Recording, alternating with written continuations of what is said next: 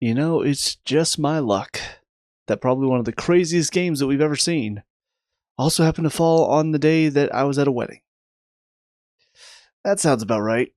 Well, what's up, guys, and welcome to the Blues and Stripes. So we will look back on this crazy game that happened this past weekend. Sorry it took so long, but like I said in the intro, I was at a wedding, so I was not able to see it live and also not able to talk about it the night it happened. But we'll talk about as much as I can. First of all, we'll discuss the weather delay, because I was seeing that apparently some people were not realizing what this was all about. So as somebody who's obviously lived here my whole life and has played football here all the way up through high school and some amateur, this is a rule that we have. I think it comes from FIFA directly, because I'm pretty sure there aren't any other sports that do this. It might be a high school thing, because we definitely had this rule in high school. But yeah, anytime there's a lightning strike within 10 miles, the game is suspended for 30 minutes, and every lightning strike within that 10-mile radius that happens is another 30 minutes. And you have to go 30 minutes without a lightning strike within 10 miles to continue the game. Now, I understand the purpose of it. Obviously, you don't want somebody getting struck by lightning, because that would be awful. But at the same time, 10 miles is kind of a ridiculous amount. I'm sure it's probably some study of, oh, well, if within 10 miles of a lightning strike, there can be another one. That might be the maximum distance to make sure that you're not going to get struck. But it is kind of a ridiculous distance when you think about it, and especially in context of this game, when there's only 5 minutes left of regular time. Delaying the game there and having them come back to play 5 minutes plus a little extra, it just felt like a ridiculous thing to do whenever it was about 10 miles away. It wasn't like it was close. It wasn't like it was 5. So even as an American, I do think the rule is ridiculous. Even if I do understand the purpose of it, I think they do need to look at it and realize that it needs to be cut down a little bit. But outside of that, let's look at the game itself, because what a crazy game it turned out to be. Looking on the whole of it, this was probably one of the best performances we put in, definitely in this tournament. We looked so comfortable. We were so in control of the match. And this is in spite of the fact that Benfica was playing with the 12th man, because the referee was clearly working for them. And I don't often say that in a non-joking manner. Most of the time when I say that, it is joking. I don't actually think the referees want the other team to win. I think sometimes they are bad. I do think sometimes there are factors that contribute to why we see a one-sided performance from a referee. But this was a case where I don't understand why. I've had a theory that maybe the European sides were getting shafted in this tournament because maybe there's an agenda against them. But it did feel like a lot of the worst refereeing decisions were coming against the European sides. But this is a case where we're both European sides, so I don't know what would explain it other than Benfica are the underdogs, so maybe the referee wanted the underdogs to have a chance, and so gave them that chance at the end and tried to give them a chance throughout the match. But it was a really horrific refereeing performance. The amount of fouls that were going their way that were not coming our way. I think the best example is one that all the players were pointing out to the referee, where Cucurella goes in, wins the ball from behind, and so the referee calls a foul because, oh, well, he won the ball, but he came from behind to get it. And then the ball comes into the lap literally 2-3 minutes later. And the defender steps in, wins the ball, but comes in from behind to get it. No foul. It was the exact same challenge. And to be fair, I don't know for sure that it was the exact same challenge. There could be a chance he didn't get the ball at all, because they didn't show the replays for it, because the camera work for DAZN for this whole tournament has been god-awful. I don't even know why Caicedo's going to miss the next match, because he got a yellow card while we were looking at some random players on the pitch, and we were looking at some fans in the stadium. Why are you showing that and not showing us why he got a card? Because it wasn't his challenge, so I'm assuming he said or did something after the challenge came in that got him the card. We never get to see a replay. DAZN has been awful in handling this. Like I talked about in the Esperance match, I didn't even realize the penalty had been given initially with the handball, because I mute the game because the announcers are god-awful to listen to, and there was nothing in the camera work to suggest that the penalty had been given. So anyways, complaining about the camera work aside, the handball itself in this game, the penalty that was given in this game to tie it up, was a joke. And I don't say that because, well, it's obviously not a handball. It's 50-50. It's one of those, his arm is out there. It's far out from his body. There's not really a reason why it should be out here, except for the fact that there is kind of a reason. He jumps, and as he's coming down, his arms go out, because you put your arms out to balance yourself when you land. And on top of that, he's not looking at the ball. It's very close. It wasn't that far of a distance. I would say maybe 1.5 yards from the header to his arm. So there's a lot of contributing factors that make me go, okay, yes, his arm is maybe in an unnatural position if you want to be really nitpicky about it. But there are other factors to it that make me go, I don't think that's a handball. The ref didn't give it on the field. Why is VAR stepping in? That's what I want to know. And this is the second case in 2 games where we've had a handball that was called one way by a referee. There's not enough there to say either way. It's very 50-50. Some people look at it and say it's a handball. Some people look at it and say it's not. It's not clear and obvious one way or the other. VAR shouldn't be stepping in.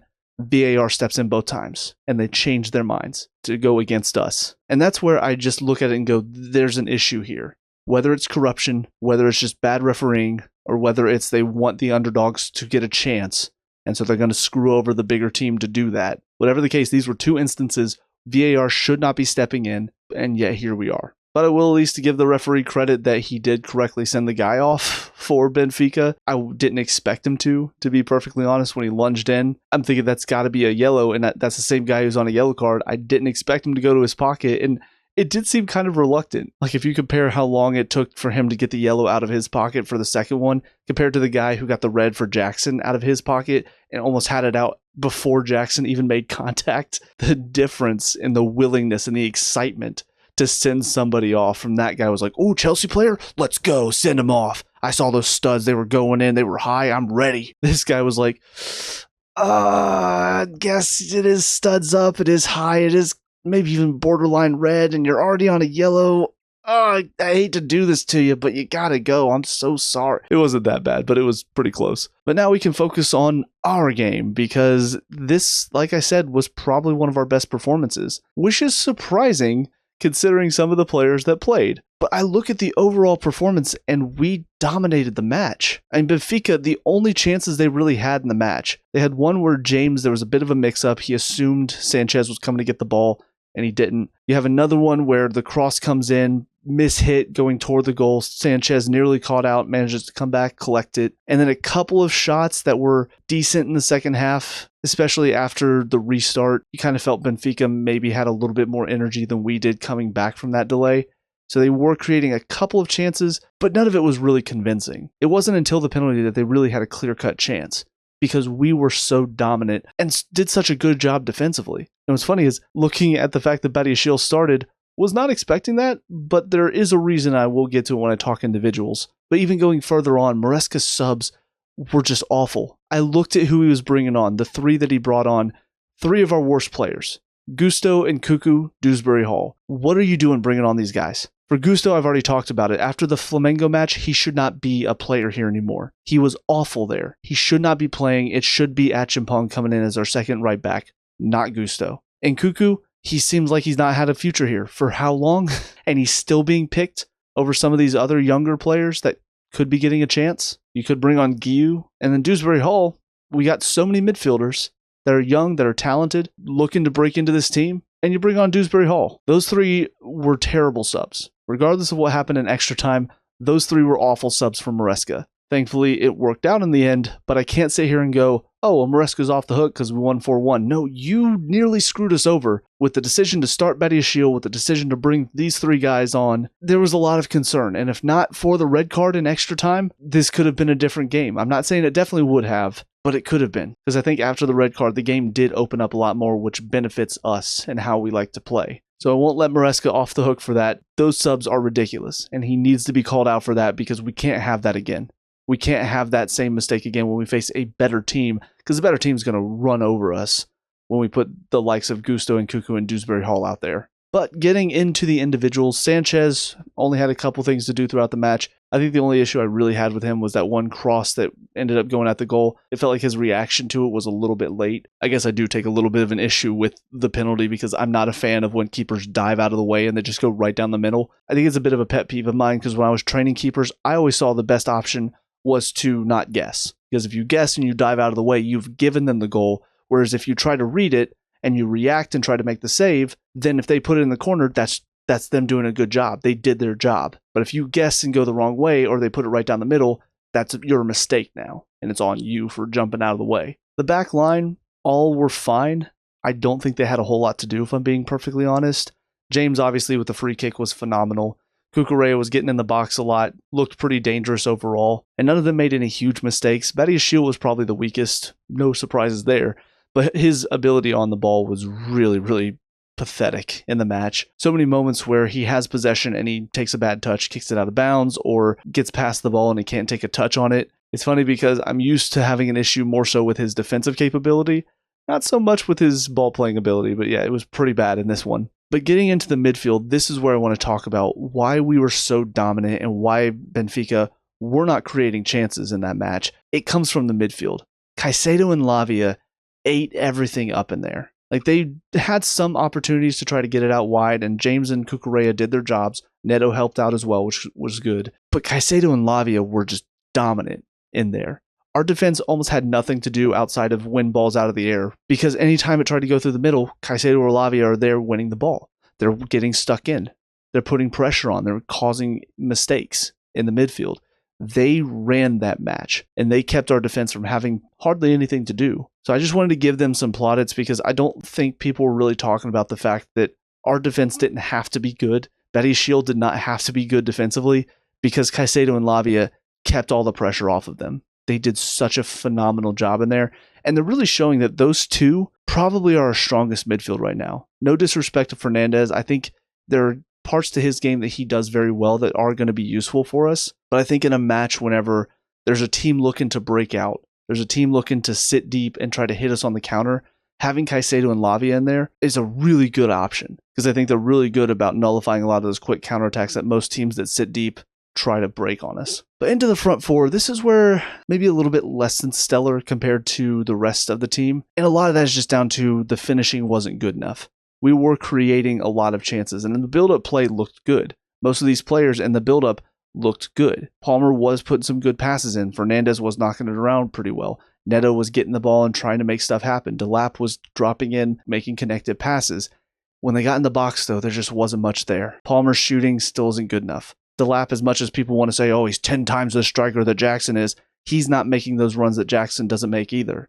You know, those runs to get on the end of crosses, to nip in behind the defender and find it at the back post, he wasn't making those runs in that match either. Fernandez, there were a couple of chances he had that I thought he wasted, with either a bad pass or a bad shot. So ultimately, a lot of it just broke down when it got into the box. And that was a little frustrating, because I thought we were doing so well, we just needed to start putting goals in. We needed to start converting these chances. And we just couldn't find a way to, and it left the door open for the referee to gift Benfica that late goal to equalize and take us to extra time. But the final thing to talk about is the subs that came on. So first of all, Tosin came on for Betty Shield, who looked like he might be dealing with a bit of an injury. I thought he did fine, came in, did his job comfortably enough. As far as the three subs that came on, Gusto, Dewsbury-Hall, and Cuckoo, obviously Dewsbury-Hall and Cuckoo scored 2 of our 4 goals. And focusing first on the Nkuku goal, I do kind of wonder if this might be a chance for him to maybe find a way back in. Overall, I still look at his performances on the whole of it. I can't just look at this one performance and go, good player, because we've not seen enough of this. Even in this tournament, he's had a couple of games where he's had bright spots, but he's not consistently looked good enough. This game looked pretty solid. He looked okay, and the goal obviously is very well taken. He gets in there, keeps his composure, manages to find the net. So if we can see more of this in Cuckoo, maybe there's a chance for him. But personally, I wouldn't look at this one performance and go, yes, this means he can stay. This means we have the player that we all want in Cuckoo to be. I think it's got to be more consistent. I think he's got to do it in the Premier League as well, because doing it against Benfica is not the toughest thing, especially when Benfica are down to 10 men. But Dewsbury-Hall for his goal, well taken. It was a good, well-timed run in behind. Palmer with a great pass in to get him there. And he took the chance really well. But just as with a lot of his performances in the Conference League, I can't look at this and go, yes, Dewsbury-Hall, what a great player. It's Benfica when they're down to 10 men. They were really demoralized at that point too. And it's not like when he came on, he was flying. I thought Nkuku started well. And then the goal really solidified that he had a good performance. Dewsbury-Hall was kind of on the periphery, not really affecting much, and then suddenly gets the 4th goal to seal it. That doesn't suddenly mean he had a great game.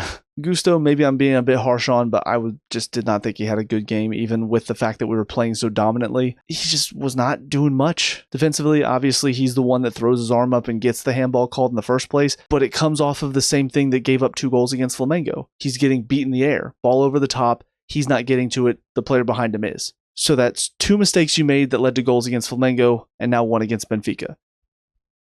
Are we just going to sit here and go, oh yes, make the same mistakes, keep doing it. Good job, Gusto. Let's play him again. Let's do it again. Is Maresca really that stupid? If he's making the same mistakes and he's not learning from them, maybe we should stop playing him.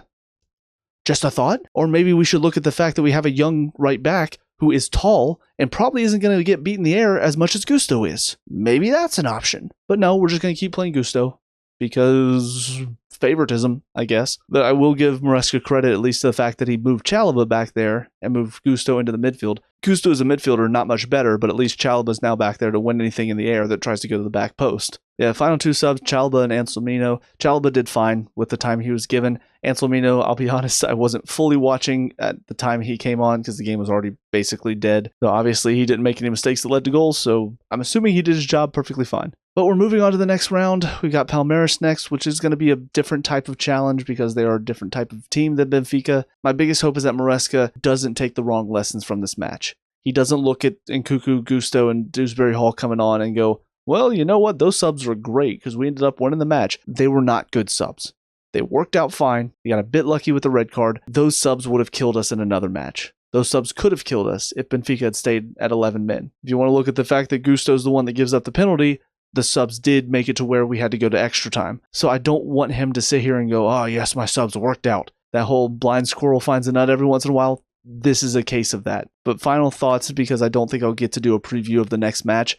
I do want to see some of these new players get more of a chance. I want to see Santos over Dewsbury-Hall. I want to see Asugo over Dewsbury-Hall and Nkuku. I want to see Guiu over Nkuku. I want to see Sar and Achimpong over the likes of Gusto. I want to see some of these guys that maybe have more to prove, maybe have a chance of stepping in and doing something, rather than guys that we've already seen throughout most of last season stepping up and not doing much outside of Dewsbury-Hall, but even then, he's doing it in the Conference League. But if I had hoped that Maresca was going to learn a lesson and change his ways, I wouldn't be putting hashtag Maresca out on my thumbnails, which I'm going to continue to do because, like I said, this game worked out well. Can't say that Maresca's decisions had much to do with that. But with all that being said, those are my thoughts on the game. So let me know what you guys think down in the comment section below. What were your thoughts? What did you think of Maresca and his decisions? And what did you think about the referee? Let me know. We can talk about and discuss all that good stuff.